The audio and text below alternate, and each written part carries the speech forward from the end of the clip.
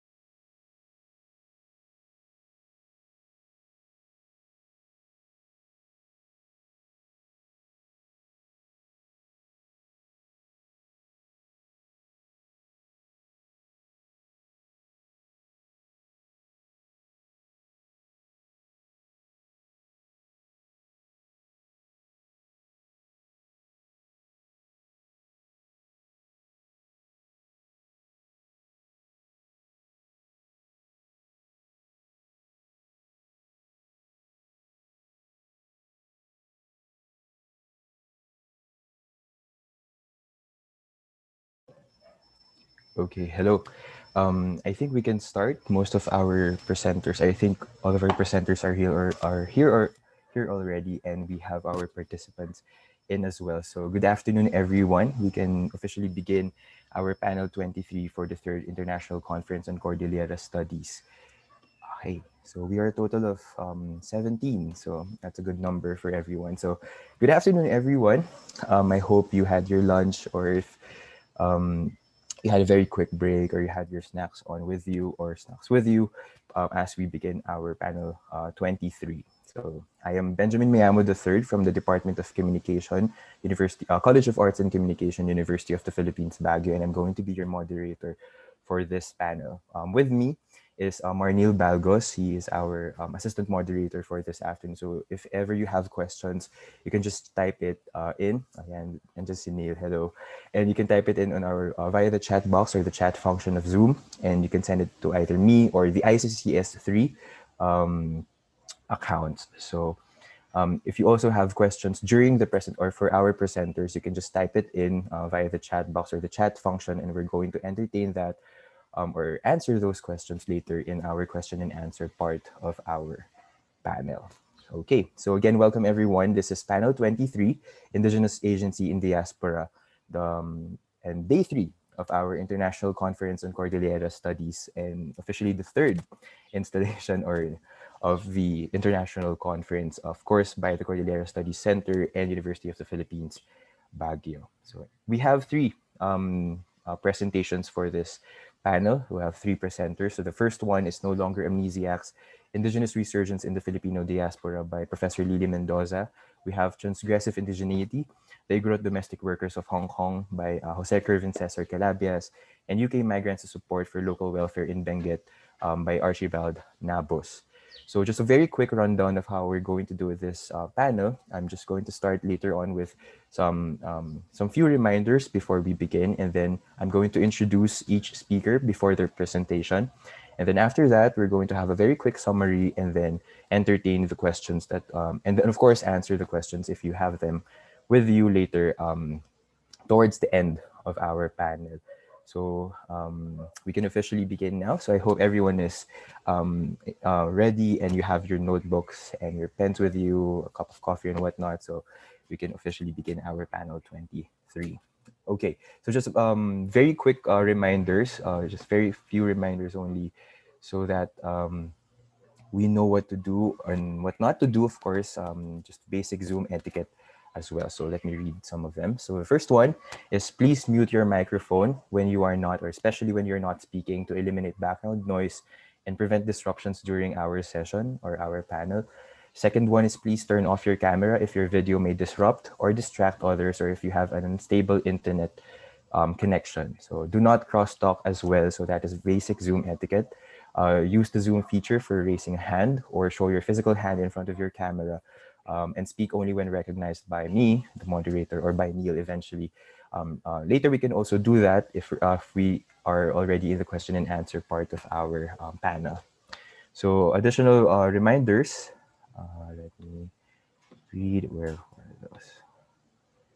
Right.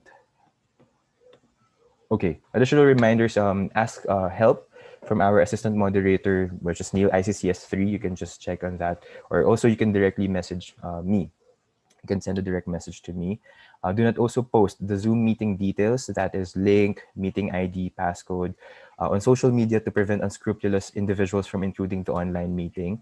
You can share the live stream link instead. So to all of those who are watching via our YouTube live stream from the University of the Philippines System Network Office, thank you for participating, and I hope we can get some few questions from you later in this panel. And of course, certificates will be distributed after the conference. To get a certificate, participants should complete the evaluation form, and the conference evaluation form will be available at the end of the conference, which is next week, July 26, 2021. So a lot of very good papers are going to be presented next week. So let's check that out next week. So attendance will be also monitored by the conference technical team. Okay, so let us now start with our presenters. I hope, welcome again to panel 23. I'm pretty much excited. This is Indigenous Agency in Diaspora. So let us begin with our first presenter. Let me just read a very quick lang. So the title of the paper of our first presenter is No Longer Amnesiacs, Indigenous Resurgence in the Filipino Diaspora. So the paper tells the story of awakening among Filipinos in the North American diaspora, tracked through a movement spearheaded by a decade-old nonprofit known as the Center for Babaylan Studies, or CFBS. So to further discuss that is our first speaker, Professor Lily Mendoza. Lily Mendoza is a full professor of culture and communication at the Oakland University, Rochester, Michigan.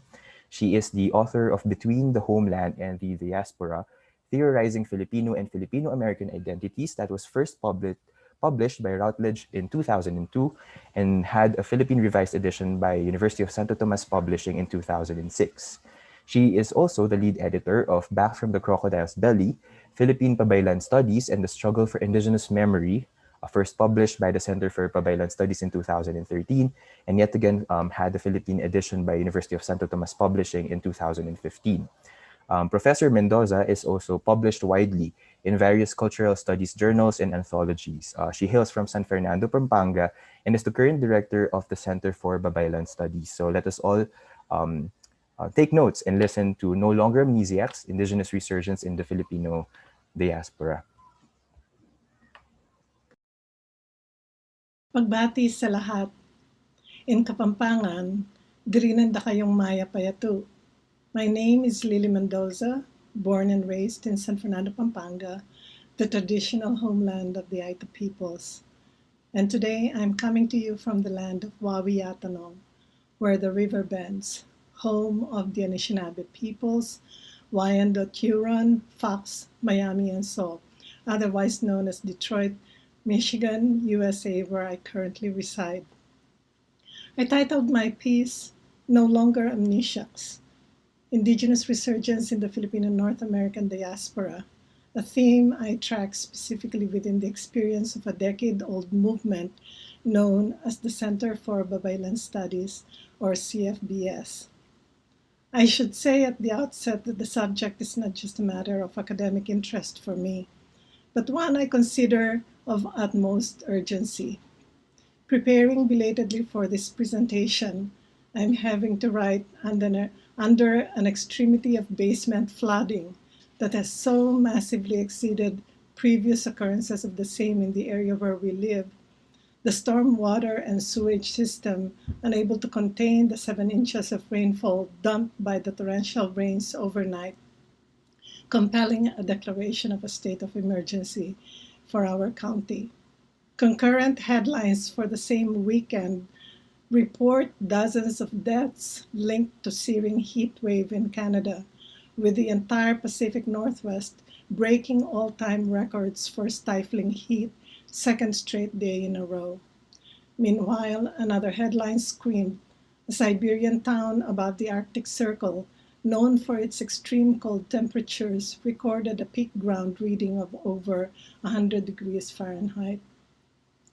I think we all know by now at a cellular level that something catastrophic is afoot and is of such magnitude that it behooves us modern humans to even begin to imagine what all its ramifications are for the way of life we've invented. In an essay I just finished writing titled Theorizing at the End of the World, Transforming a Discipline, I argued that intellectual work now matters only insofar as it takes the reality of ecological collapse as its framing problematic. In a way, we are in a sharply clarifying moment. Unlike in the not too distant past when fascination with theory can remain at the level of discourse, today we're being asked to reground ourselves in the physicality of bodies, the body of the earth, our own bodies, the bodies of other beings, and our communication needing to go beyond mere words and rational cognition to apprehend the inchoate but nonetheless clear messages that are now coming to us, both in the scream of climate and the whisper of the virus speak. These communications coming from the earth herself compel us to ask ourselves, if our human forebears have managed to live for at least hundreds of thousands, if not 2 to 3 million years, depending on what we count as human, without imperiling the planet in its basic capacity to sustain life and all its flourishing, the question that's before us today is, what is it in our more recent way of life, roughly the last 5,000 years of city-state civilization building, settled monocrop agriculture, and now, most recently, capitalist accumulation, corporate-driven industrialization, and cyber technologization that has suddenly, in the blink of an eye, which is what this relatively short time period in effect amounts to within the long view of history, what is it in our way of life that has succeeded in undermining the very possibility of life's continuance on this planet that is our only home? And so, Indigenous resurgence for me, first and foremost, poses such questions of ultimacy, not only about whether and how we might continue to survive as a species in the face of such apocalyptic catastrophe, but what we understand to be the very purpose and meaning of life itself. This is in every way a deeply existential and spiritual question before it's even social, cultural, or political. But besides this larger context of urgency, the subject of Indigenous resurgence is also deeply personal for me, given that my own cultural awakening has been one facilitated by my first time encounter with the world of our Indigenous peoples decades ago. It's an experience I now rehearse in all my work and writing as a watershed moment in my life, catalyzing a radical transformation in both my intellectual and personal journeying. Interestingly, it happened in a graduate seminar in the humanities at the University of the Philippines that was taught by the eminent ethnomusicologist Professor Felipe de Leon Jr. The course was titled Image of the Filipino in the Arts, and in that class, Prof. Jun would bring in samples of the artistic creations of our various indigenous communities, especially those farthest removed from the reach of Christianization and modern schooling. These communities were still largely land based and thus had managed to retain much of their land taught traditions despite centuries of colonization. Prof. Jun understood these indigenous works of art as encoding a different way of being in the world, and it is that different way of being that powerfully compelled me, leading to a passionate, lifelong exploration that would subsequently commandeer all my energies and, most significantly, begin to resolve what had been a long time standing trauma I've wrestled with all my life up to that point, one I'll speak more about in a moment. That first time encounter with the creations of beauty of our indigenous peoples opened up for me a whole counter colonial archive that called into question all I've ever been taught growing up about who we were as a people and what the good life is about. Up until then, my Christian socialization as a pastor's kid and as one tutored by white American missionaries and Peace Corps volunteers in the elementary grades had all been about leaving such cultural relics of the past behind, which is how Native cultures were talked about in the dominant discourse, in order for us to become modern, progressive, and civilized.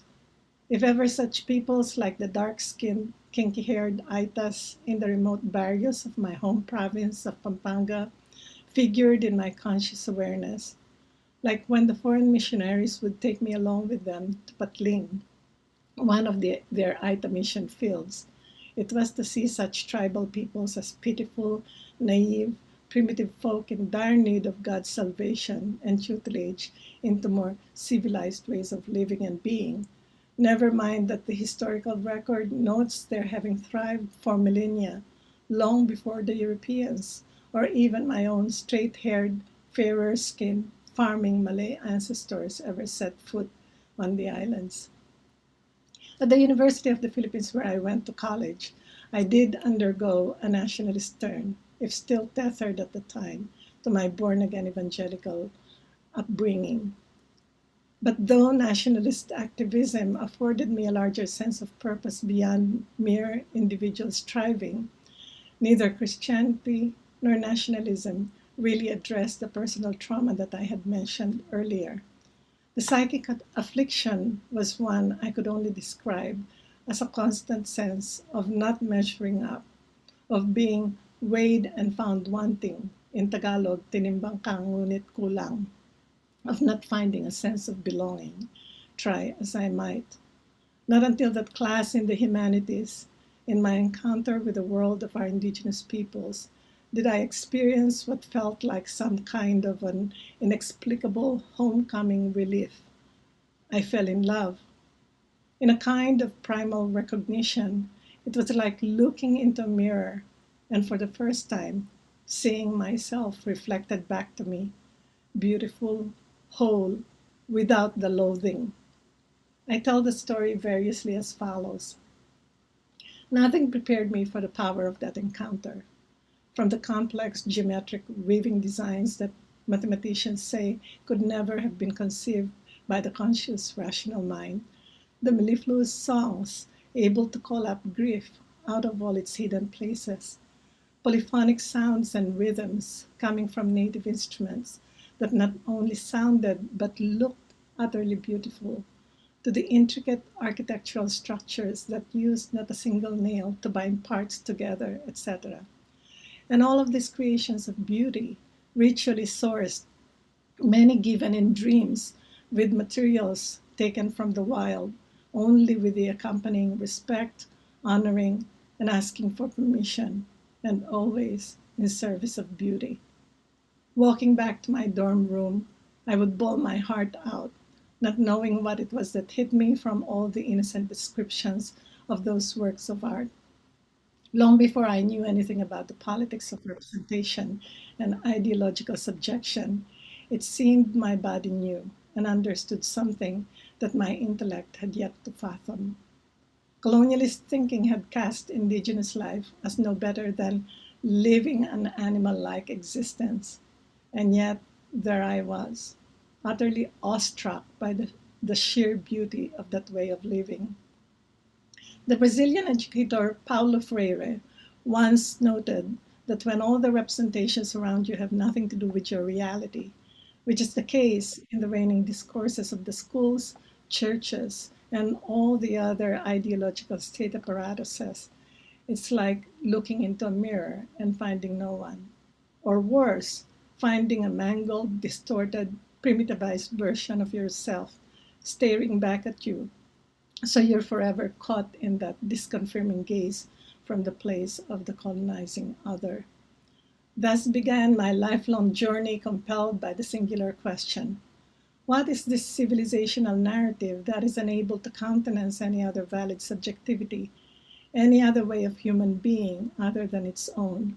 On the one hand, nature dominating, nature distancing, nature hating, and on the other, convenience addicted, efficiency loving, profit seeking, individualistic, possessive, and supremacist.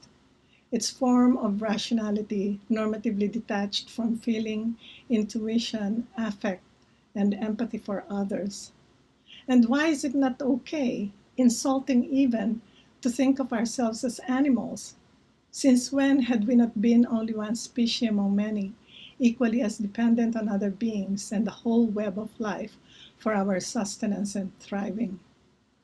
Coming to the US at the height of the deconstructive critiques of the post theory discourses, I became an ethnographer of sorts of both indigenization movements in the homeland and in the diaspora.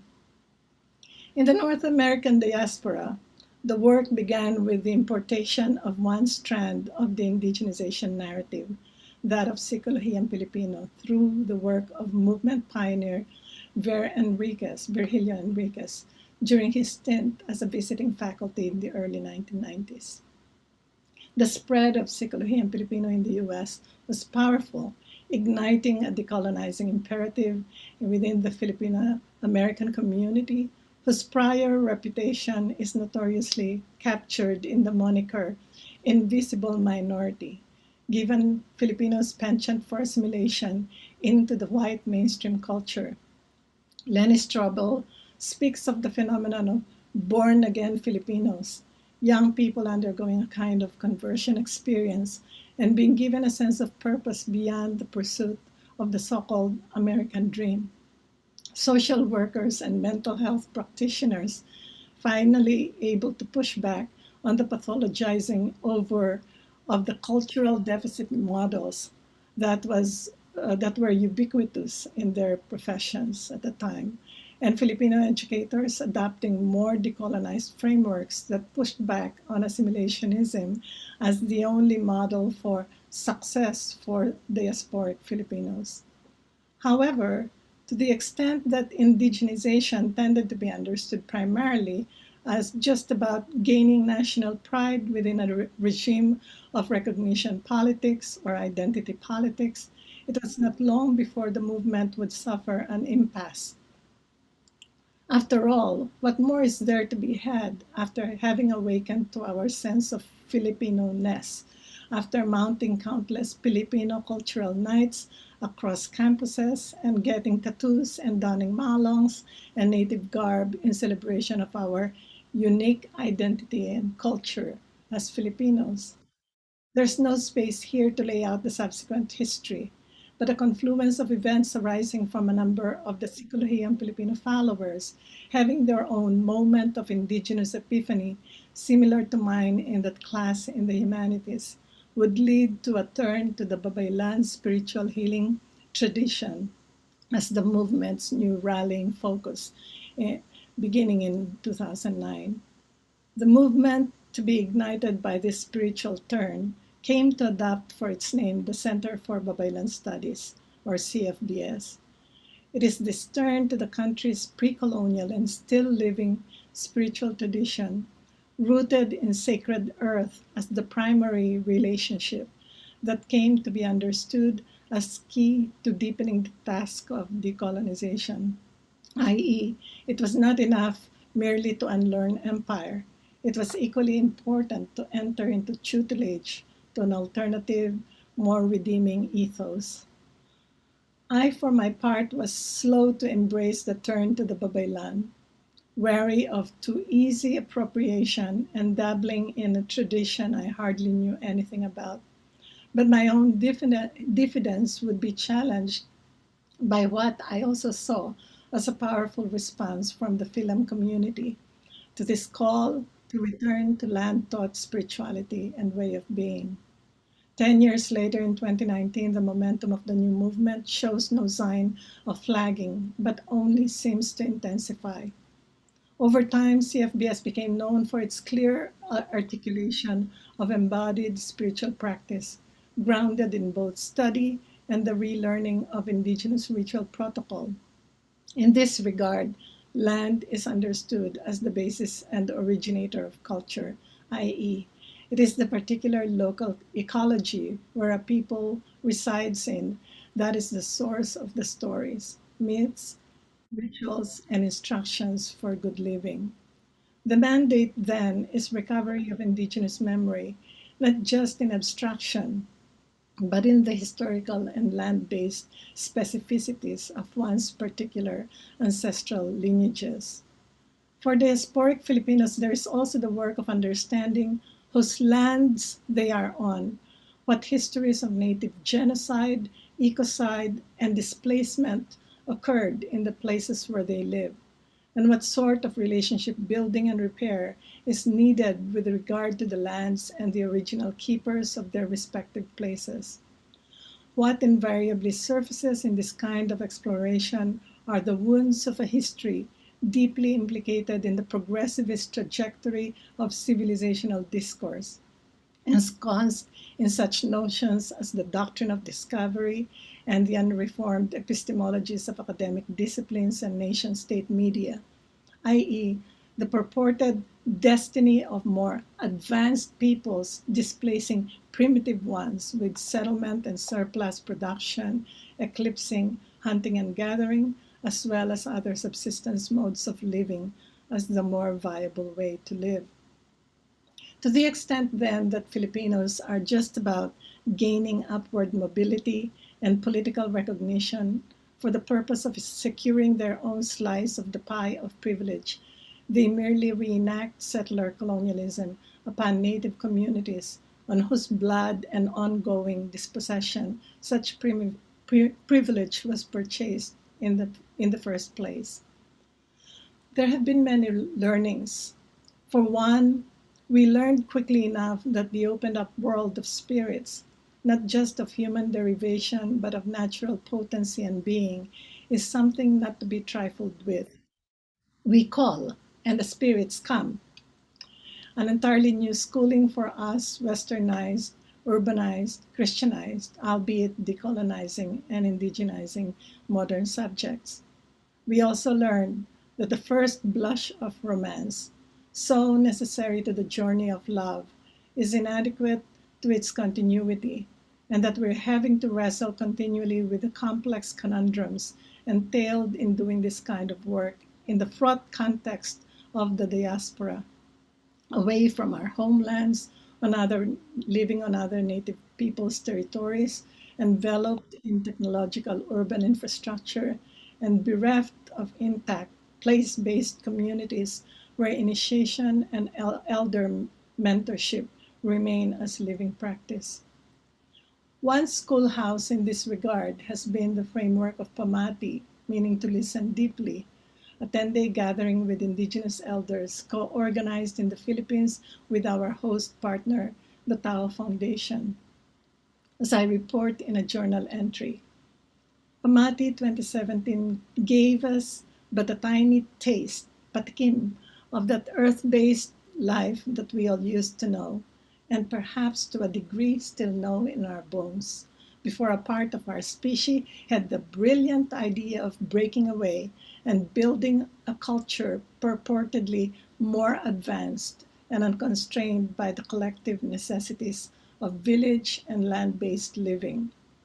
I imagine this is how it must have been when we still lived embedded in the generosity of the natural world and in the face to face sociality of our indigenous villages, waking up to the first rays of grandfather sun, whose westward trek is aided by the cacophonous voices and toothless laughter of elders and the running about of happy children's feet, ordinary conversations spontaneously breaking into song or poetry at a moment's notice, at a moment's inspiration, work life spared of tedium by the rhythmic accompaniment of song to motion and or the trading of chismes, village gossip.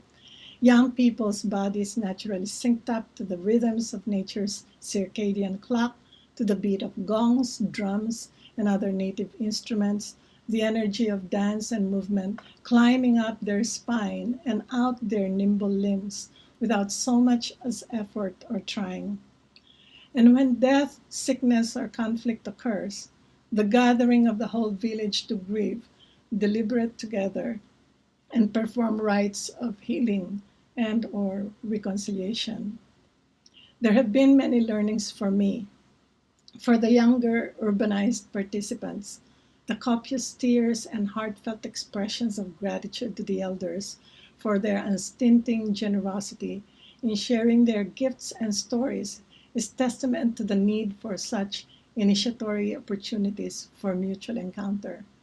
For the elders, the mirroring back to them by the younger participants of what they still have, the memory of how to live in a good way on the land that the young ones have lost and are only now seeking to recover in a world of amnesia, creates a fertile ground for mutual love and transformation. I see you, they seem to say to each other. And in that deep seeing and mutual affirmation of generations is the seed of wholeness, healing, and recovery of well being. So, Indigenous resurgence, if there is to be one, requires first and foremost a turning to land as primary teacher, and consequently a return of land to Indigenous peoples so they can carry on their wisdom traditions and teach the rest of us. That cry by Indigenous peoples that land is life is not a metaphor, but the very condition for thriving. And as for us modernized amnesiacs, a love affair with the source of all life must be the deep summons, a love affair with wild nature herself, in the dizzying array of her diverse beings, the generosity of her waters, the magic of her seasonal cycles, the intricate interdependence of forests and seas, ocean tides and mother moon, and the miraculous birthing of a new sun each day, but as well the learning to bow our heads again to her unplumbable mysteries, her terrible powers of destruction and creation, accepting limits and returning to ritual reciprocity, the courtesy of not taking anything without giving something back. And all this no longer just to ensure our survival. As I closed one recent essay with a quote from our Indigenous teacher, Martin Pertel, it is high time that we come together no longer for a better chance at survival, but rather to learn to prepare for a time beyond our own, to sow seeds of love for the holy in nature that can resprout after the dying. Dakal salamat. Maraming salamat po. There, thank you very much, Professor Lily Mendoza, for that presentation. Again, if you have questions, you can type it in via the chat box. For those who are watching via YouTube, thank you very much. And also for those who are participants here, you can also share the YouTube live stream link to your colleagues and or your friends. So we are going to discuss, have a brief summary of Professor Lily Mendoza's presentation a bit later after our two presenters. And please, if you have questions, again, you can type it in via the chat box and we're going to answer that and entertain those later. So let us now proceed to our second presenter. So thank you again, Professor Mendoza. So we have our second presenter in panel 23. Again, welcome everyone to panel 23, Indigenous Agency in Diaspora. So our second presenter, the title of his work is Transgressive Indigeneity, the Igorot Domestic Workers of Hong Kong. So this is an ethnographic project that focuses on the Igorot indigenous peoples from the Cordillera region of the Philippines who are employed as domestic workers while participating in different forms of migrant activisms as individuals or within their organizations in Hong Kong.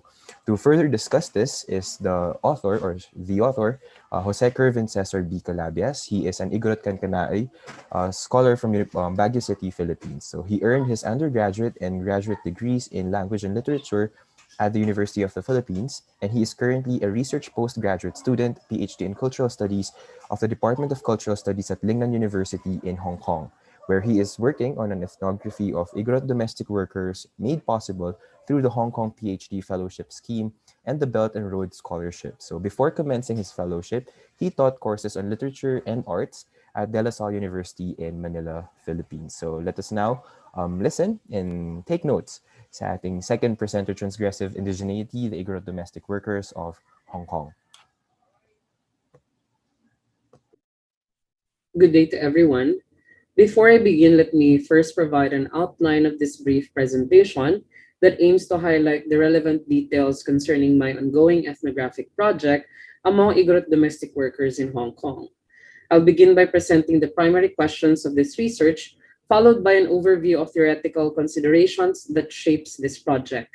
I will then conclude by sharing some of my initial arguments and insights, which could prompt questions or discussions for me and my dissertation from colleagues and participants, which can be directly sent to me through my contact details provided in links directed by the QR code in this slide that you can scan using your devices or raise these in relevant platforms available to us in this conference. Let us begin.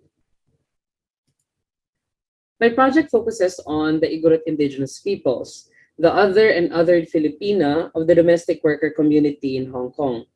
By attending to the intersections of domesticity, migrancy, indigeneity, and activism, my ethnographic project navigates the negotiations of the Igorot identity in the domestic diaspora, where issues on migrant rights and welfare are struggled alongside Igorot indigenous issues, looking at the avowed political agency exercised by these indigenous domestic migrant women that were earlier described by Rosel Pareñas as global servants of late capitalism. My research hopes to examine the Igorot indigenous identity as it is equally transformed by the racialized, gendered, and class conditions of global domestic labor. Specifically, I hope to address not just the ethnic or racial limitations prevalent in current migrant research, but also actively engage with many of the themes explored by these scholars in Hong Kong against the unique experiences of being Igorot and a domestic worker, aiming to contribute as well to the limited scholarship available on the Igorot diaspora. Through ethnography, I hope to be able to document these experiences within the various spaces of Igorot domesticity and activism, guided by the following questions. In what ways have the Igorot domestic workers reshaped indigeneity in diaspora while figuring as distinct ethnic minorities in Hong Kong and in the Philippines? To what extent and in what ways have Igorot women contributed to contemporary indigenous labor and local Hong Kong activism? And in what ways have these indigenous women transformed intimate labor and care that emanate from the intersections of their domesticity and indigeneity? Central to my understanding of transgressive indigeneity are the activated bodies and spaces of Igorot domestic workers and the relevant theoretical and conceptual understanding of these posited by earlier scholarship. Researchers have observed that migrant activisms are contingent to the sites or spaces from which their politics take place. These do not just speak of the physical spaces of the roads and parks where migrant gatherings commence, but also how migrants are made to perform specific forms of activism and or domesticity in relation to the spaces they choose to occupy. In this way, migrant bodies are also spatialized as they enact or transgress domesticity in specific sites, and in turn, these sites allow or deter these migrant embodiments. While migrant protest activities are also described to be displays of individual and collective longings, identities, and subjectivities that, according to Mingyan Lai, weave a quote tapestry of an imaginary alternative world. To Lisa Low, however, migrant spatial appropriation has created a diasporic public sphere and cosmopolitanism where struggles for labor migration are staged within Hong Kong's own public space and political imagination. However, despite these spatial affordances, to Jimena Altusar, domestic workers and their undesired bodies are forced to remain invisible except for their rest days. Rest days are utilized by domestic workers to hold presence and space and other forms of domestic transgressions by being activists, models, dancers, and performers. These playful expressions or rituals of inversions reimagine migrant women in Hong Kong's cultural landscape into self-making subjects. In relation to this, Mingyan Lai argues that the embodied performative acts that are done in public demonstrations of migrant protests in Hong Kong illustrate the carnivalesque portrayal of collective identity through visible agency that visualizes diversity and differences in unity. More importantly, these bodily and spatial transformations also seek to construct home considered as a spatial act of settlement to survive in a new environment. In the same way that migrant bodies and their activisms and domesticities are contingent to these spaces in Hong Kong, Igorot indigenous bodies and identities also hinge on contested ancestral lands, caught between the implementation of Philippine land laws and ownership and the respect for customary laws and indigenous institutions. This makes the understanding of Igorot identity related to the more concrete and strategic forms of identity deployed in claiming land rights. This identity and spatial politics can be traced back to the vulnerable portrayals of Igorot and indigenous bodies during the colonial period through the lens of early anthropology and photography. Scholars point to the Worcester Archive, named after American colonial officer and professor of zoology, Dean Conant Worcester, whose body of images of various indigenous subjects that were photographed over the course of the American colonial government in the Philippines served as the predominant visual representation and material objectification of indigenous subjects from which their naked, natural, and exotic bodies were made sites of colonial romance and exotic fantasy. And most especially to indigenous women's bodies, were made subject to the colonial gaze that elicit the pleasures of empire. These photographs of colonial Filipinos archived according to Nerissa Balse, quote, American imperialism's abject logic of reducing living beings to body parts and bodies that were reproduced in popular culture to convey the messages of empire.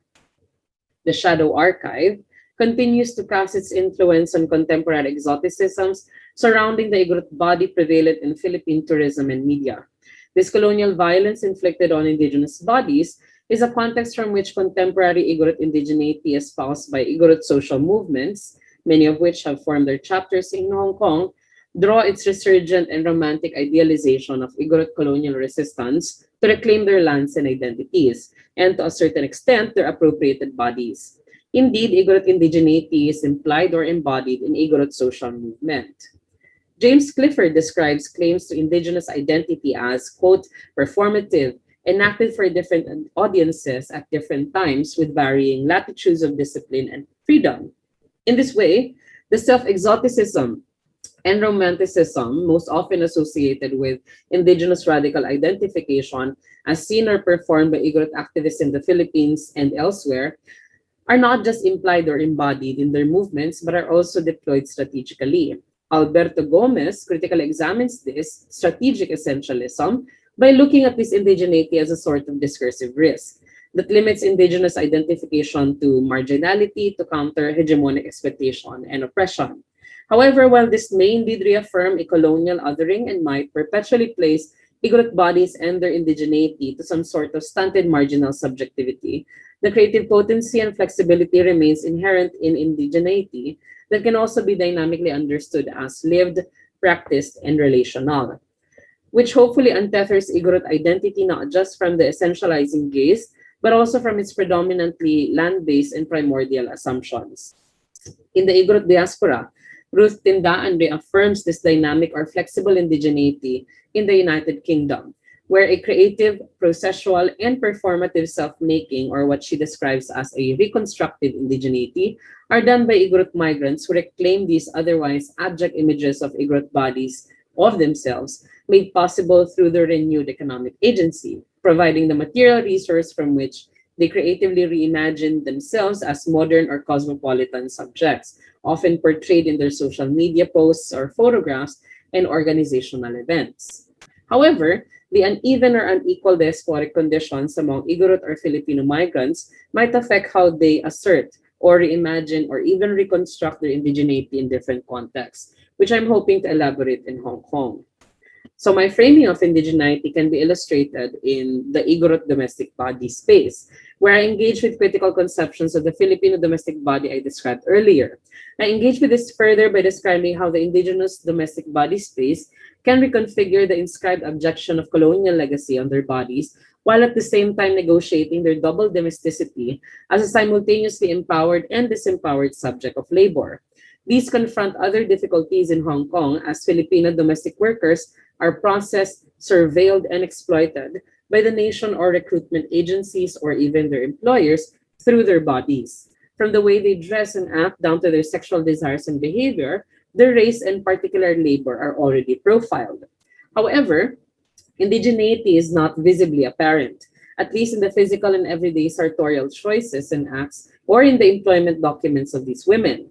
Therefore, indigeneity in this context is visibilized and intentional through the staging of their activisms, where they don traditional attires, perform Igorot dances and chants, play indigenous instruments, and speak in their mother tongue, all conducted within the claimed public spaces such as the Cordillera Alliance, one of the oldest networks of Igorot migrant organizations in Hong Kong, occupying Ice House Street since their founding in 1998, which you see here in this slide, or even extending and expanding this occupation and visibility in the digital spaces of social media.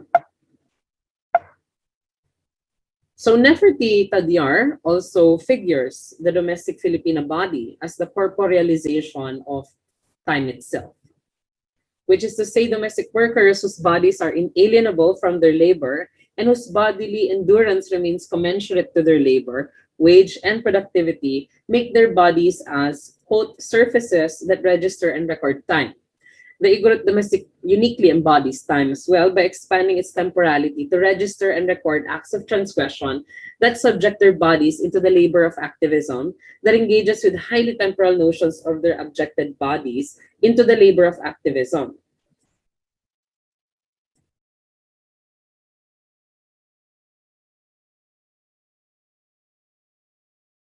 Neferti Tadyar also figures the domestic Filipino body as the corporealization of time itself, which is to say domestic workers whose bodies are inalienable from their labor and whose bodily endurance remains commensurate to their labor, wage, and productivity make their bodies as surfaces that register and record time.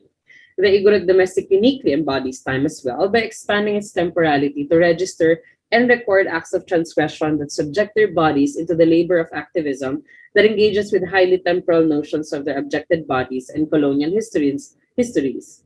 Tadyar also extends the notion of space onto the Filipino domestic bodies that transform into what she calls the biogeographical territories where power struggles are staged.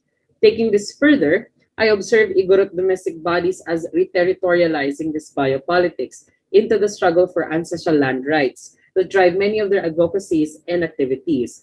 Igorot domestic workers are the bodily and temporal manifestation of contemporary indigenous global displacement and are now, as active agents, emplacing various indigenous struggles into the physical and digital spaces of Hong Kong.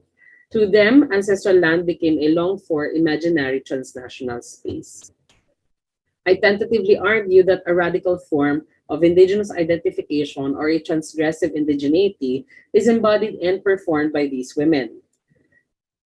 This describes the capacity of Igorot domestic bodies to be activated from its precarious state of domestication and indigenous subordination to possibly disrupt what Nefertiti Diar argues as the prevailing narrative of the national imaginary of the suffering and sexualized Filipino contractual worker, whose bodies are often rendered without subjectivity. The transgressive indigeneity can be observed through the embodied performances done by Indigenous women in staging their multimodal and multi-platform activisms in the public and physical spaces of Hong Kong Central and the digital spaces of social media.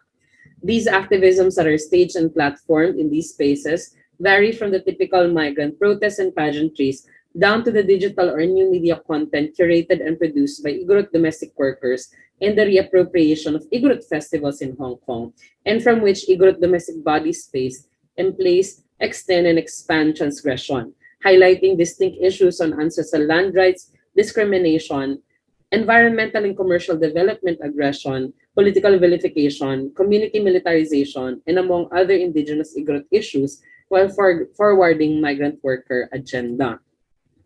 Further, the surviving aspects of indigenous culture carried in these women's migration, such as the egalitarian notions of gendered labor, conversely affect the patriarchal and subservient themes surrounding Filipino domestic labor. While these illustrate a sense of double domesticity, one that stems from a complementary gendered structure of labor from indigenous institutions against or layered with the feminized slavery of intimate domestic labor peddled by the Philippine nation state into what Tagbiar calls as the Filipino labor commodity. These also affect certain transgressions from non-heteronormative roles done by queer Igorot domestic workers.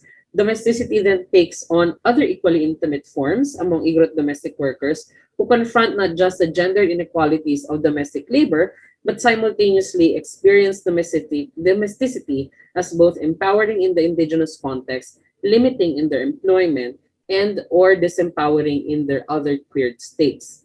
The contradictions in their domesticity also reflect their heightened displacement as being simultaneously indigenous, migrant, and ethnic minority subjects in Hong Kong and in the Philippines.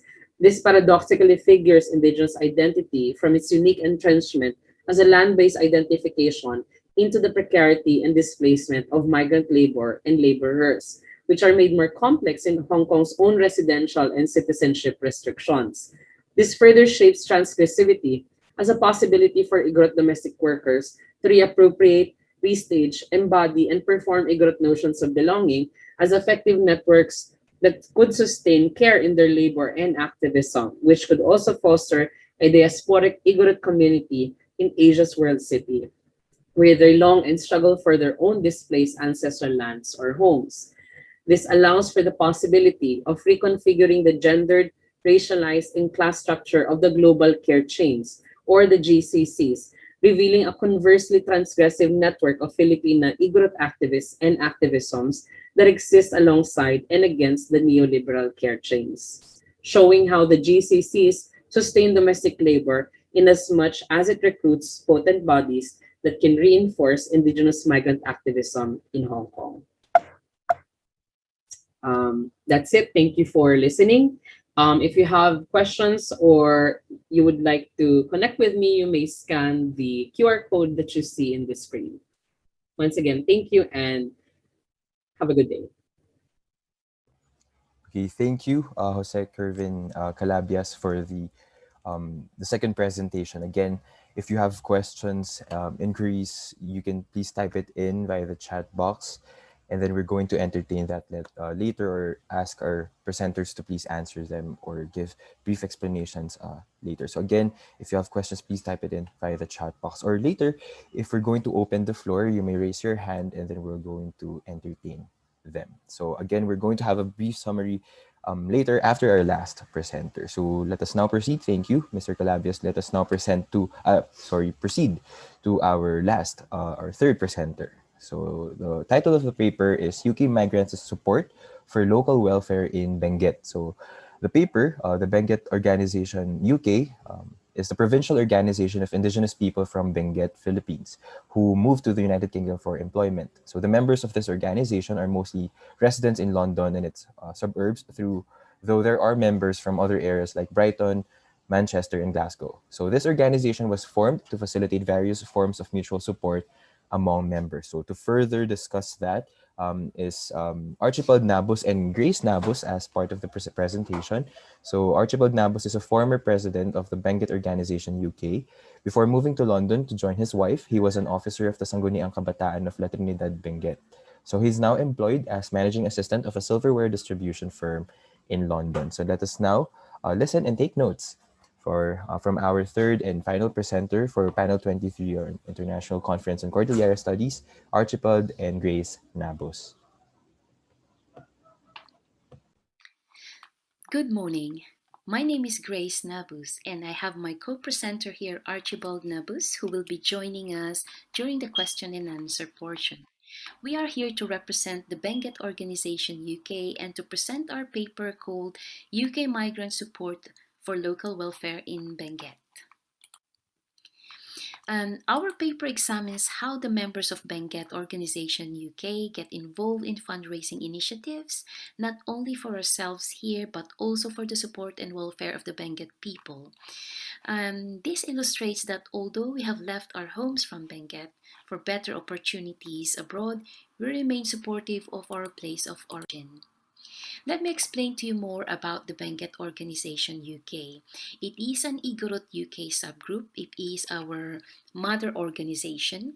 Igorot UK has 4 subgroups that would represent the 5 provinces of Benguet. Abra is not part of it at the moment. Hopefully it will be soon. We have the 2 sister organizations, the Timpuyog Titirad Pas and Sagunto UK Association, representing our Bago brothers and sisters. The Benguet Organization UK was founded by 17 members and has core values of camaraderie, culture, compassion, and community.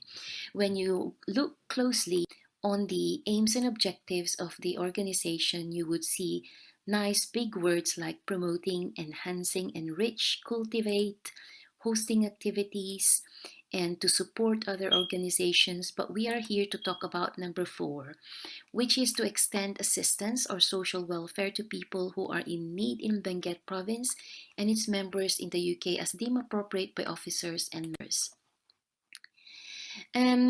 We have to explore what we do to raise money. Where do we get money from? What do we do for fundraising activities?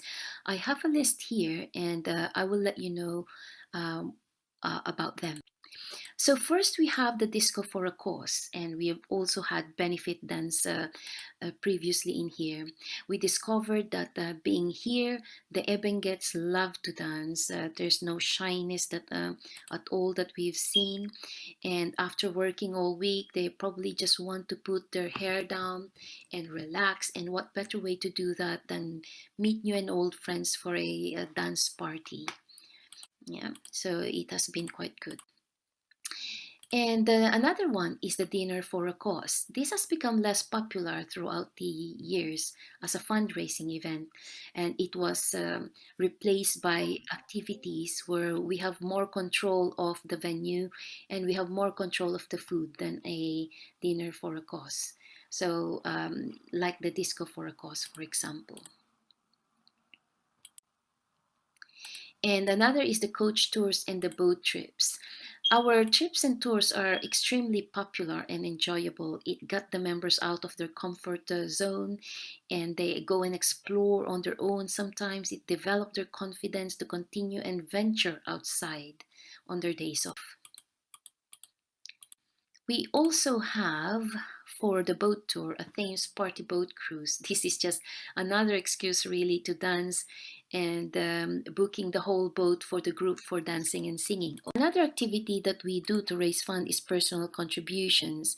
Since the early days, the request for assistance is discussed during meetings, and usually it calls for personal contribution from the attendees. So these personal contributions became lifesavers for families and friends. But the few attendees became stretched financially, which gave birth to events like Disco for a Cause or Benefit Dance. We also have done the car boot sales or the rummage sales, photo shoot for a cause. We have done the concerts.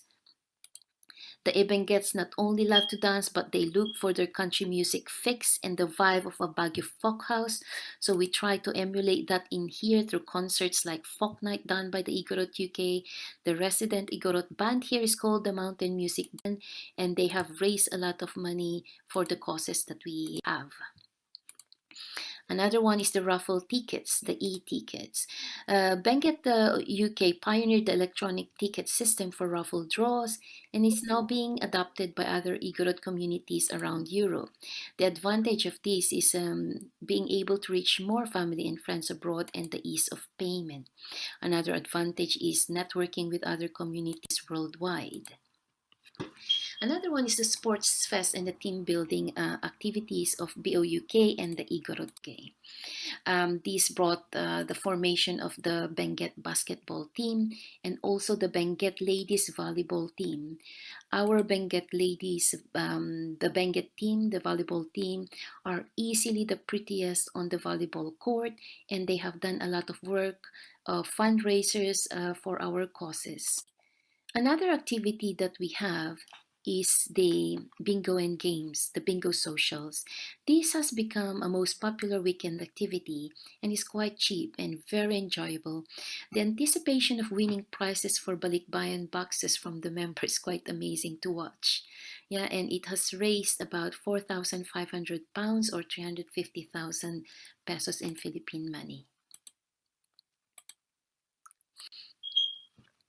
We also have the FB fundraisers on social media, and we raise funds through student support, which will be explained later.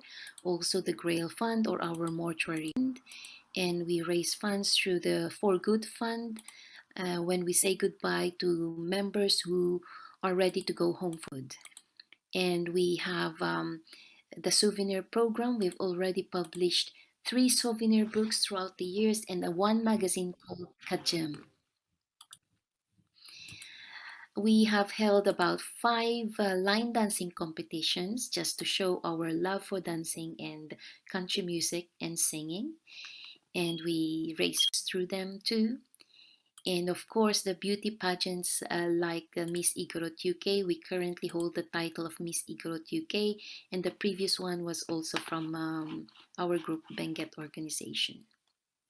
Now that we have explained how we the very first one of our expenditures is medical assistance. And this is when members and Benguet residents request for financial assistance, usually to cover medical bills. Initially, when there are personal requests, we give about 100 pounds of our personal contributions from our own pockets. And then when that became too much, we have to do like disco for a cause. And it has been a practice to prioritize member requests. So, for example, a new member asked for financial assistance for his son's surgery, and we organized a disco for a cause for him, and this paid for the young boy's doctor's fee. Now that young boy is now a young man who is also promoting the Benguet culture through his dance of the Igorot dances and his use of the gongs. Another way of spending our funds is, of course, the cultural activities. The Adivai London, we host that every year, apart from last year, 2020, when we couldn't because of the pandemic. We participate in Grand Canyon activities also of the Igorot UK, and we look forward to holding one for this year. A huge chunk of what we spend on is natural disasters. About 2008, 2009, there were 2 landslides and floods, and the members' relatives took priority when we have to support them. The Little Kibungan catastrophe in 2009 brought about by Typhoon Pepeng. What we did is we had a disco for a cause and the personal contributions, and the amount of money that we raised benefited most of the families affected by it, and we liaised with the local government to disperse the funds. There was also the 2015 flood with Typhoon Lando, And what we have done here is we have to let go of our Foundation Day celebrations and raise funds instead. So what we have done is we have sold raffle tickets through the phone, and in 5 hours we raised about £1,200 for our 7th year foundation anniversary, and it went into the victims of Typhoon Land. Another disaster that we have funded was the Wangal tragedy in 2019 brought by Storm Hannah. We called the project Project Fate. This was when two Wangal youth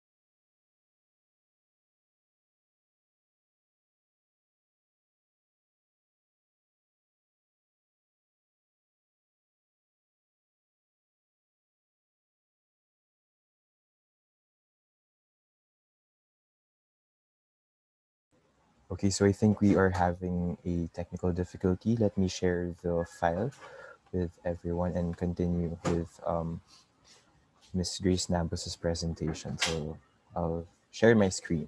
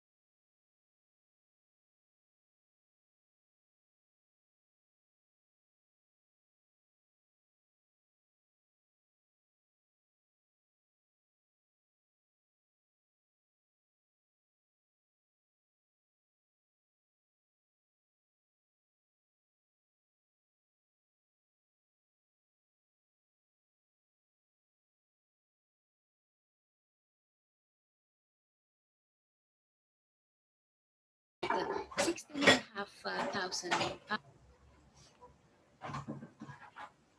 pounds, which is equivalent to 1.16 million pesos, and we raised that in 2 weeks. So this is the breakdown of that. Our beautiful Benguet volleyball team, they raised £1,000. This Typhoon Ampong initiative, it was initiated because many active members of the BOUK are from Itogon, and it was done through consent and liaising with the local government. The members who are from Itogon had full control of coordinating with their local government with regards to the disbursement of funds, including identifying the recipients and assessing their needs.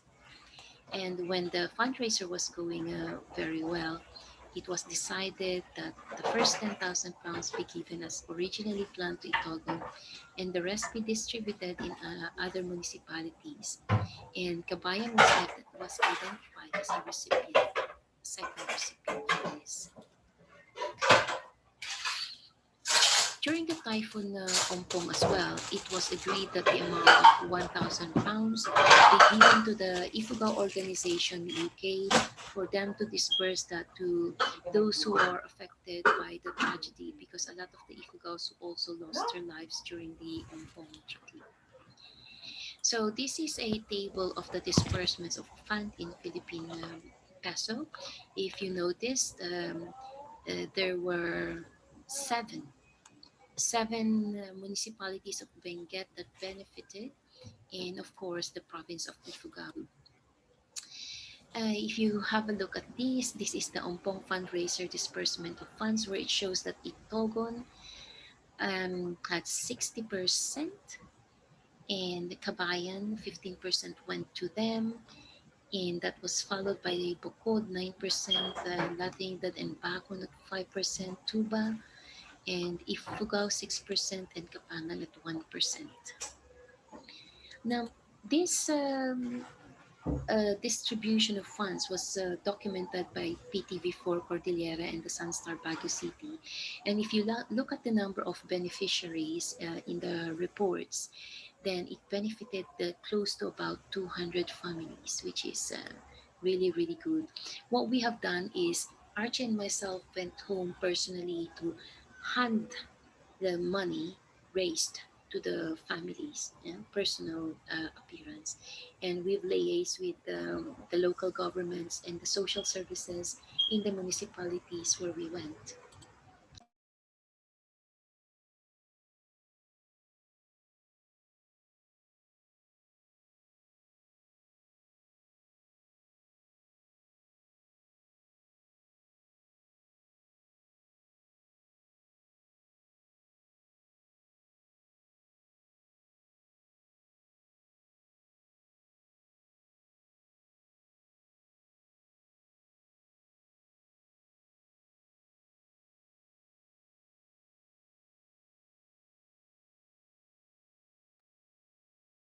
Legal papers to stay here. We provide assistance for them when they are detained, like fund their basic needs, probably find them a lawyer or help them with their lawyer fees. And we have created a for good group. This is open to all members, and there is a mandatory £20 contribution for members when a member of that for good group would go home. This is an assistance actually for member who goes back to the Philippines for good.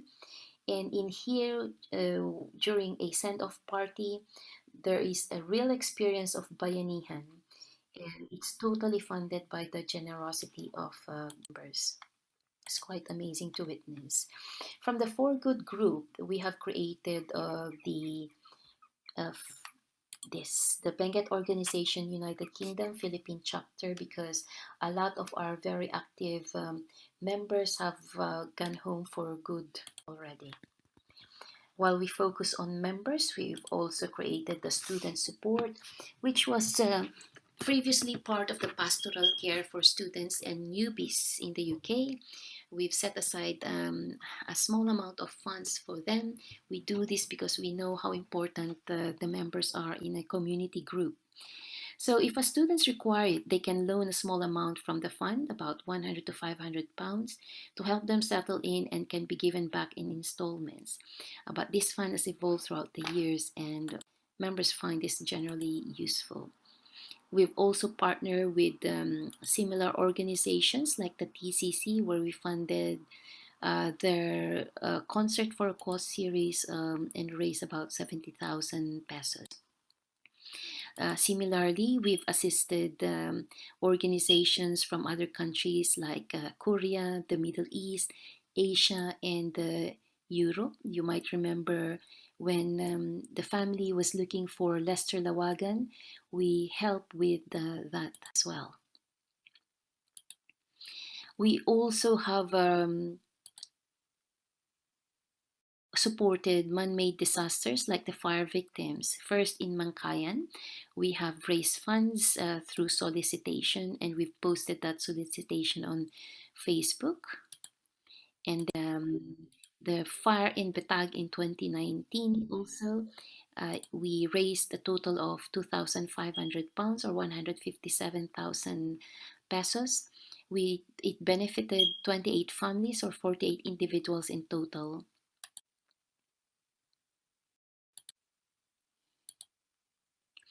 We'd like to think that we're also boosting local businesses. And this is because we do buy tapis bags from the Kabayan Weaving and Easter Weaving. Actually, they said that we were the first customers to wear the Easter Weaving Room white tapis as pictured in here. And this is us as a group dancing the Benjan dance in our new white tapis during the Adivai 2015. And it's such a different contrast to the usual red tapis that we wear. We're also planning on a new tapis. This design was actually submitted to Kabayan Weaving already, but after the pandemic, what we would like to do is to explore this once more, so it will become into fruition. The unique design is specific to BOUK with the Union Jack and embroidery or the patch of the Union Jack. And what we've noticed is there is an increased clamor for Igorot woven products like the bags, etc., and Igorot accented fashion because we do hold a lot of cultural activities here, with the other subgroups holding their own festivals here in the UK. There is also a keen interest in the Igorot dances, the gongs, the festivals, knowing the differences in the weaves, the patterns, and the beats. This leads to increased Google search for all of these and the purchase of local artists' CDs, DVDs, and other cultural books about Benguet. There was also a renewed interest in Igorot artifacts and accessories like the kayabang. We were gifted solibao and the gongs. So there is a renewed interest, be it the artifact itself or how to play those instruments. We've also donated medical equipment. BOUK through the Igorot UK sent medical equipment, mostly mobility device such as wheelchairs, rollators, walking frames, walking sticks to the province of Benguet. And this is done in partnership with Pootan Forwarding, and they have kindly or generously sent these medical equipment to the province of Benguet, and you could see the former governor Fong Wan inspecting them here. He has distributed them, as he said before. Similarly, we've donated mobility equipment to the Ifugao community, and this was managed by the Imo Aton program. This is quite good because they have made a monitoring report available. What they do is they have given this mobility device to the people who need it, but these people, once they don't need it anymore, the equipment goes back into the Imo Aton program and to be used for other recipients. We've also funded things like the solicitation from non-profit groups, like the building of the St. Monica Church in Pudong in Kapangan. One of the things that we do as well is the mortuary fund. The Grail Fund was created to assist with repatriation. It is named so because the very first recipient of this was a lady called Grail who was 32 when she died in Manchester, and it was a support to guide the repatriation of her body from here to back to the family in Kapangan. And we have a specific mortuary fund called the BOUK Mortuary Fund. This is accessed through specific membership only, and the members here, if they had a death in the family, as long as it's a first degree relative, then all the members of the mortuary fund would automatically give £10 minimum mandatory contribution per family. We have a look at the summary of the expenditures of BOUK funds. Most of it is to fund the activities that we do here, and a big chunk of it, nearly a quarter of it, goes to the financial assistance for natural and man-made calamities, And for medical assistance, that's about 5%. And the mortuary fund that we have has generated about 21%. The Grail Fund about 19%. And the medical assistance or the farewell group at 4%. We have future plans as well. We plan to continue to support local businesses and probably liaise better with them. We plan to manage our charity works better, maybe have a better structure or a common documentation, a better documentation for them. Improve networking with other Benguet organizations worldwide. That would give us a better chance of changing things if we have any issues, and having that voice with other Benguet organizations as well, and learn from each other's best practices. We'd like to liaise with the academe for future activities, or consultation or advice perhaps, and be actively involved in change. So if you have a look at our paper once again, where it says the paper illustrates that although migrants in the United Kingdom from Benguet have left their home for opportunities abroad, they remain interested and supportive of their place of origin. And it shows as well in my presentation. So that is it. That is our presentation of our UK migrant support for local welfare in Benguet. Thank you very much for listening. Bye bye. Okay, thank you very much, Ms. Grace Nambus, and of course Archibald Nambus for the presentation of the Benguet Organization UK. So that's it. Those are our three presentations for panel 23, Indigenous Agency in Diaspora, for the third day or day three of the International Conference on Cordillera Studies, brought to you by the Cordillera Studies Center in the University of the Philippines, Baguio. So let us now proceed to a very brief summary. I'd just like to provide a very brief summary of what I got from the three presentations. And I would like to give some sort of a very quick title for each of them. So this is what I got from them. So the very first one is Professor Lily Mendoza on No Longer Amnesiacs, Indigenous resurgence in the Filipino diaspora. And what I got from it is some sort of a sense. I'd like to entitle each as, the first one is sense and senses. The second one, in Mr. Kervin Calabias' presentation, sense and spaces, bodies and spaces. And of course, the last one is sense and services. I think in this idea, what I got is with sense, of course, is how um, indigenous communities in diaspora, of course, need to recognize, of course, the struggle in politics of identity, their bodies, and their spatialized bodies. That's very interesting. Migrant bodies as spatialized in Mr. Calabias' presentation. So the very first one is having sense or having the recognition of your identity and of course therefore the representation through narrative, through arts, through songs and literature, through your environment, and of course your collective lived experiences, and you get to have that sort of sense of your indigeneity, or your sense of being a Filipino as well, and how you would later on translate that into senses, how all of these things are going to be represented, and how you eventually make use of your sense or your sense of identity in sort of in the resurgence of your, or in the indigenous resurgence, and how it is important to note the role of scholarship, the role of your fellow Filipinos, and of course your role as an indigenous individual in diaspora, of course, for representation, and of course in the struggle for politics of identity and representation. So for the second one is very interesting in terms of Igorot domesticity, and of course your body, or the bodies and spaces, and how the negotiation and of course eventually the actualization of your transgression for indigeneity, or transgressive or transgression transgressive indigeneity is actualized through a negotiation um, of being visible in terms of activism, or in public spaces, or being an activist in public spaces, and the negotiation between that and of course your invisibility in, let's say, the 5 remaining days of the non-rest days or working days of your life, and how public spaces are sort of important in actualizing, or in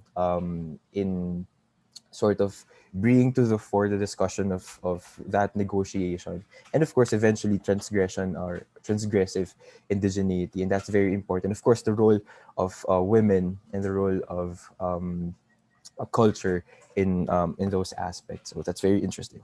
Very nice. Sense and spaces. And the third one is sense and services.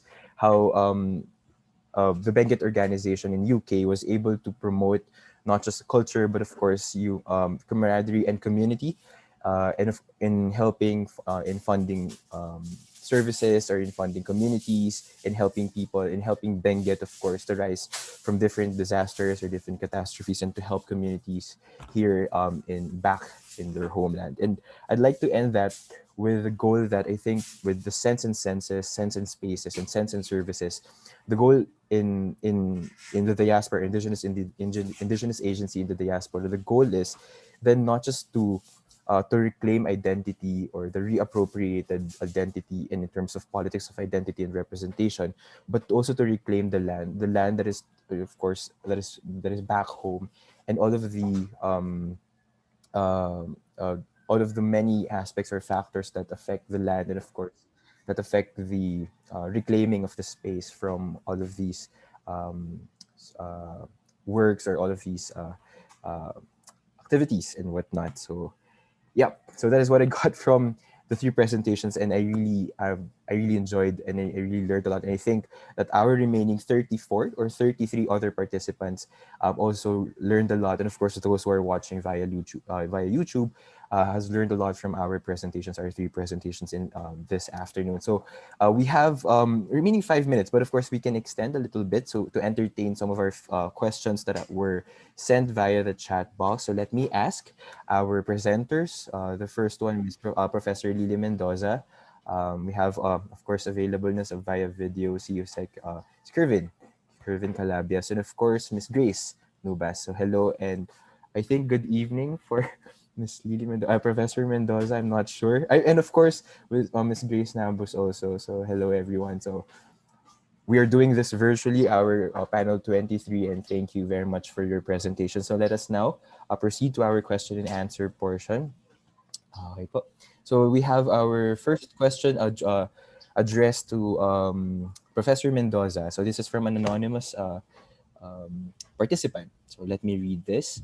How would you assess the level of consciousness or awareness of sympathy of migrant Filipinos in the United States for members of indigenous communities who migrated in the United States? Who migrated to the United States? Yes, ma'am.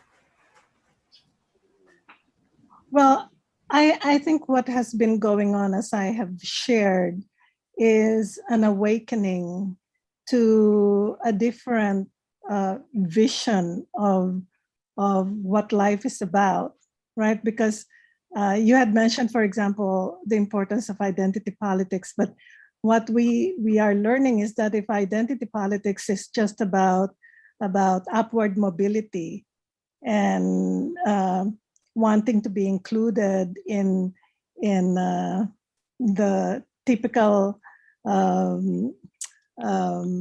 middle class lifestyle, that is actually what is killing our indigenous peoples, right? The middle class lifestyle, which is part of the vision of the American dream, is not even sustainable. The US is only 5% of the world's population, consuming anywhere from 25 to 40% of the world's resources. And it's going to take 3 to 5 planets to have that vision of a good life globalized, right? And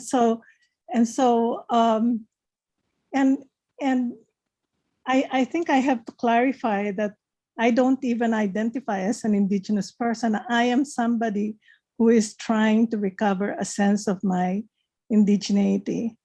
And so I think depending on where the indigenous peoples who have migrated to the US are in terms of their own journeys, and we have folks like that we have folks like that in Canada, for example, and we have among our own people, our resident Mombaki, Mamerto Tindongan, is from is somebody that we look up to as an elder. And so we do have those kinds of communal relationships with them, and to keep alive the vision, a very different vision of the good life, I think is very important in terms of Indigenous resurgence, because that's what it means, right? To re-embody what it means to have to recover a relationship with the land, with the earth, with nature, no longer seeing it as only an object for exploitation or to for our own interests and purposes. I think that is the fundamental difference that I would say. Thank you very much, Professor Mendoza. And I think that's one of the many things I got from your presentation. Of course, the importance of senses, of really heightening your senses in order to recognize not just your role, and of course to recognize that, hey, I might not be living the way I should be living, or I might not be recognizing my roots or the importance of my roots, so that I can translate it into the things that I represent or things that I share with other people and whatnot. So thank you very much for your answer, Professor Mendoza. So let me highlight, of course, let me proceed with the next question, but let me highlight also that our three presenters are from three different time zones. So it's really in diaspora joke. It's just a joke. Anyway, so we also have Mr. Archibald Nabus has to go because he needs to go to work, and we are going to give the question to Miss Grace Nabus for coming from our anonymous participant as well. So the next question is for Grace Nabus. Let me read this lang po. Okay, this is the question. Okay, for Miss Nabus, some Igorots are very keen on observing cultural protocols. In relation to your proposed design of the Benguet attire with the UK flag or the United Kingdom flag, how would you respond to their possible objection to your design? Actually, that's one of the things that has delayed this design, really, because when we put it forward, there was a question about going through the indigenous people's group in Benguet for that. And the alternative there is just a patda, the embroidery called patda, usually done in Kapangan, and it would be a blue and red patda instead of the Union Jack. We are trying to get approval for it, yeah, before we proceed. But what happened there was that the Kabayan weaving owner actually went out to have a look as well, because if they cannot do it as an embroidery, they were looking for patches for the Union Jack patch. But for us, it's quite important that we have to do it correctly also. So if we can't get the Union Jack there, then it has to be the beautiful embroidery from Kapan. Thank you very much, ma'am. I think, and yet another point is the community. You really have to consult everyone and do your research, and we have to be not just appropriate, but to respect, of course, the traditions and culture. And we thank you also for all of your efforts that goes back here in the Philippines from the Benguet organization, UK. So I hope that all of those activities will continue even post-pandemic, so that we can finally dance together again. Sorry, you can all dance together again. Oh, you do now, ma'am. Hello. Yeah. We're waiting for that time to happen again when we Yes, again. really And hope po soon. So as long as we're all safe. Okay, so let us proceed. Thank you, ma'am. Let us now proceed to our next question for Mr. Calabias. So, Sir Kervin Calabias. So the question is from from anonymous participant again. So how are the Igorot domestic workers able to engage in activist movements in Hong Kong given their workload as domestic helpers. Please give us a sense of the organizing work that goes on in that labor destination. Okay, thank you for the question. And I think that's also like an essential consideration when you look at a very different context and you're trying to apply this, this format of a labor activist organization. So when I started my field work, I've observed that most of these women, at least now, they can extend their organizing or their communication or messaging through digital means. So they're very active in not just Messenger, but also in WhatsApp, which is a very popular platform here in Hong Kong and China. So they use all of these platforms to extend their meetings. And now that we are in a pandemic, Zoom took off here in Hong Kong. So they allied with other non-government organizations to train them in the use of Zoom because it's not that user-friendly, right? So it's also peeking into a very different kind of organizing and a very different kind of organizational structure. But I'd like to highlight how this is also, of course, in a way, adding to their labor or creating a new kind of labor to activism as well. It's quite admirable because domestic workers are only given once a day here as their rest day. So they work 6 times a week. And we've been hearing, of course, cases that they're working beyond the 8-hour mandate because of their lived-in conditions. All of them are required to live with their employer. So they are on call 24/7. In the conduct of this fieldwork as well, I'm doing hybrid methods. So I'm also trying to get into their Zoom meetings or WhatsApp meetings. And I've seen some domestic workers working while in the meeting or while in an educational discussion. So I've seen them carrying babies or washing plates. They just put their cameras there. And I guess I like to emphasize what I'm saying about migrants' body being spatialized or being looked at as a space of transgression as well when migrants choose to be activists here. And I'm also not saying that all of migrants choose to be activists and not a lot of migrants choose to join these organizations precisely because of that, because it demands more work from them. So that's that's a peek into how they organize. But it's also the usual organizational structure as well. There's a president or a chairperson, a secretary, etc. Another thing that it's unique here is that they have like overblown memberships. Like they have 300 listed members or 400 listed members because of circular migration. These Filipinas keep on coming back, or and they're just remaining there in the register or being active members despite returning home for good. So that's a bit on the organizing side of activism here. Thank you for that question. Thank you also for that answer. And I think one side to it, of course, are the many social roles of a woman. Of course, while they are active in meetings or they're active in movements and whatnot and campaigns, they're also doing their work. And my God, they're also parents back home. And I think they definitely Right. have families back home. And all of these things are all of their Mm-hmm. social roles. Um, Right. and how are they juggling all of these? And of course, Mm-hmm. how good they are. Of course. So do we have the last set of questions? I think if anyone would like to ask any of our presenters, you can raise your hand if you have questions and whatnot, because we haven't received any via the chat box.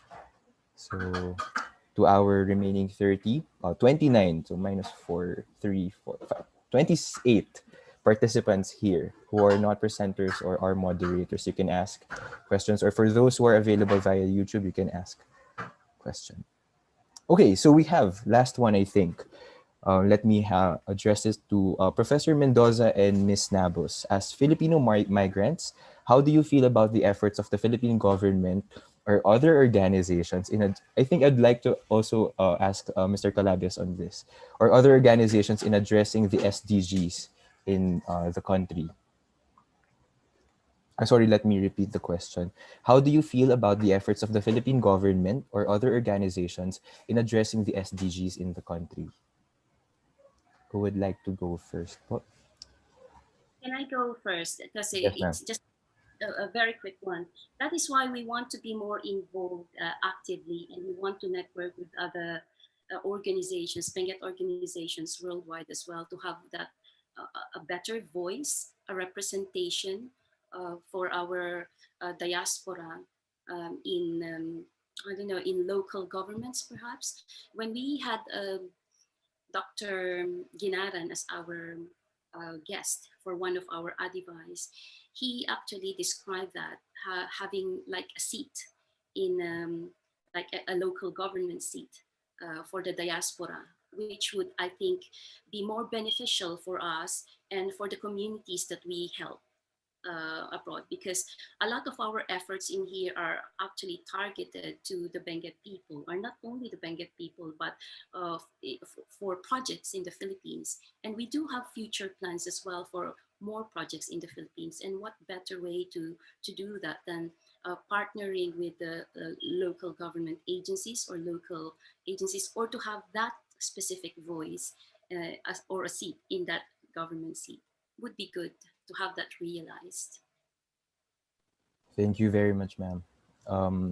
Professor Mendoza.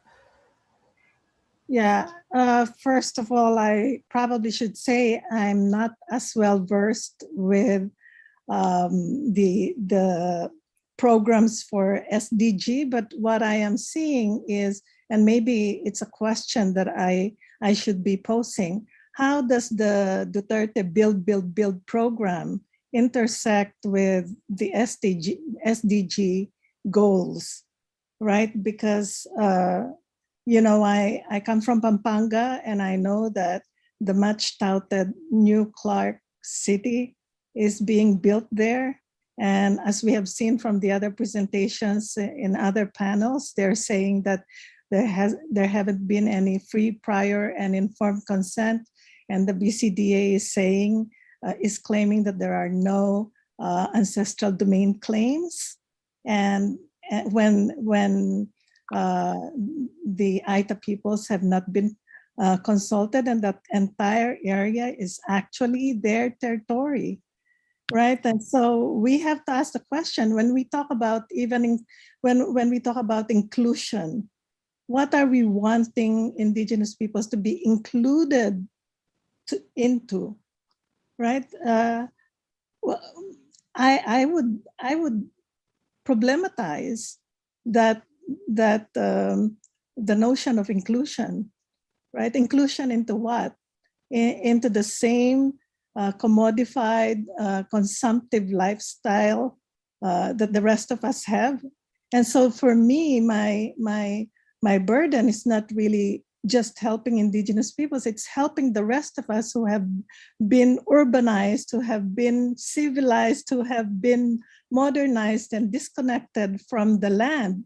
The business of living, we outsource to other people, right? So when you're living in the city, it's about survival. But when you're living on the land, you are actually having to do the business of living, right? Of planting, of harvesting, of really, it's about making a life. And so to me, I will be raising those questions always from where I sit. And I try to work with some faculty from the University of the Philippines in terms of having that kind of a different understanding of what it means to even indigenize the curriculum, right? So let me stop there. Thank you very much, ma'am. I think all of those are valid points coming from Ms. Nabus, and of course, the points from Professor Mendoza, and of course, the growing gentrification, urbanization, and modernization across the country by, of course, different projects. And of course, Mr. Calabas, if you have comments and or opinion on the question. Because I'm working on a very specific, probably a sector of Indigenous peoples working in domestic labor. Much of the concerns that they're raising in their activism or in their, transnational solidarities that are being made here in Hong Kong, along with other migrants, center on the concern for human rights and labor. And while we see labor or domestic labor as something that targets women specifically or is predominantly occupied by women, sometimes this diminishes as well other other subjects or other kinds of identities involved in domestic labor, and of course the fight for fair wages, ending hunger, or globalization, such as, for example, part of my dissertation is a forthcoming article as well, is on lesbian domestic workers that aren't seen as that are also seen as breadwinners, or can also, wend their way or navigate through identities, and of course through activism as well, and find a sense of being indigenous while also confronting these gendered stereotypes attached to that labor, still prevalent in their communities, and of course seeing this whole globalization project, this top-down approach of development, where they are not seen as participants or active subjects. So I guess what I can say about these development goals is it has to emphasize its grassroots approach, or if it is even grassroots, I'd like to question that, because there are so much networks of solidarities that I've seen working on activist research that have already been raising this even before the SDGs became, quite popular in the academe. So maybe we need to revisit or remodel, like what Ma'am Carling said. Try to look for this development framework which centers indigenous peoples not as beggars or poor people or vulnerable subjects, but actually holders of truth, knowledge, active subjects, and stuff like that. And I guess that can be pretty much applied across different frameworks and methodologies. And I guess in my case, through academic or scholarly research. Thank you. Thank you very much, Mr. Calabias. And I think Ms. Grace Nambos would like to add. Um, I just want to add to that. Thank you very much, Mr. Calabias, for that, because we do feel that in here as well. A lot of our members, they come to us as members first of all with an issue, yeah, with an issue, and not a personal issue, but issues with their work conditions, for example. And we see this replicated around the world. Like for example, there are reports that in Singapore and in the Middle Eastern countries, when you work there as a Filipino nurse, you don't get the same wages as their counterparts there. Why would the government be able to do that? As one, not for only for the indigenous communities as well, but can they partner with these countries so that working conditions would be better for everyone, including the indigenous diaspora, for example. Us, as a diaspora, we notice that a lot of times we are more, shall I say, silent when it comes to these things, because we always have our community. For example, here in the UK, we have such a vibrant community here of the Igorots. We do have other organizations like Kalinga Apayo Network, where people can go and find their sense of belongingness. If they don't find that in a cultural or a community organization, they find that in Filipino churches mostly. Yeah. So it's religion and then community organization. That's the sense of belongingness for somebody who is an overseas Filipino worker abroad. But as Mr. Calabia said, that can they revisit these SDGs also to include working conditions for the diaspora? That would be great. Thank you. Okay, thank you very much, Ms. Navos, and I'd like to thank all of our presenters, Professor Lily Mendoza, Ms. Grace Navos, and of course, Mr. Archibald Navos and Mr. Jose Kervin Calabias. And thank you also to all of our participants. May I also read this comment by Eric Grande. Wait. This is nice to note.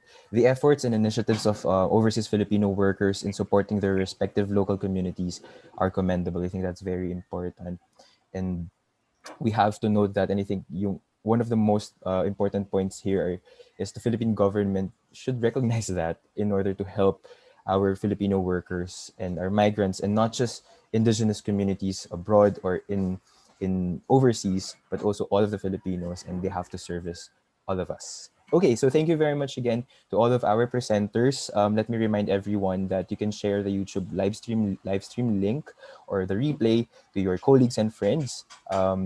Our evaluation form, you please answer or fill out the evaluation form so you can get your certificates next week, July 26, 2021. And we still have a lot of paper presentations next week. So before we leave, those who have very stable or quite stable internet connection, may we ask everyone, or for those who have a good internet connection, to please open your video or your camera so that we can have a very quick photo op.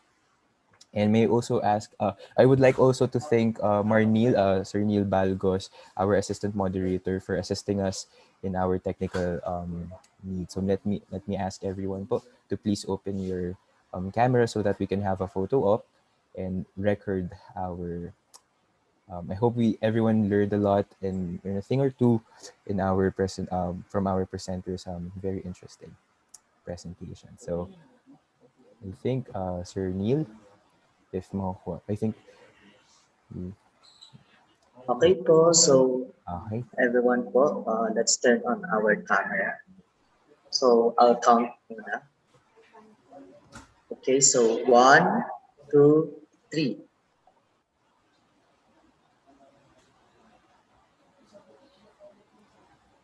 Okay, so next window.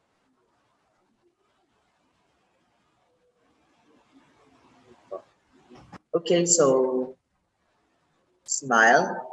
1, 2, 3. Thank you.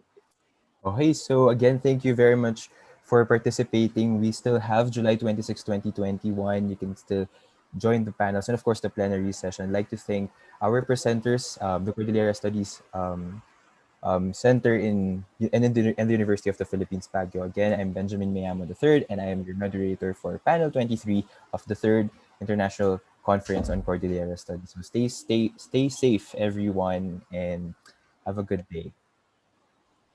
Thank you.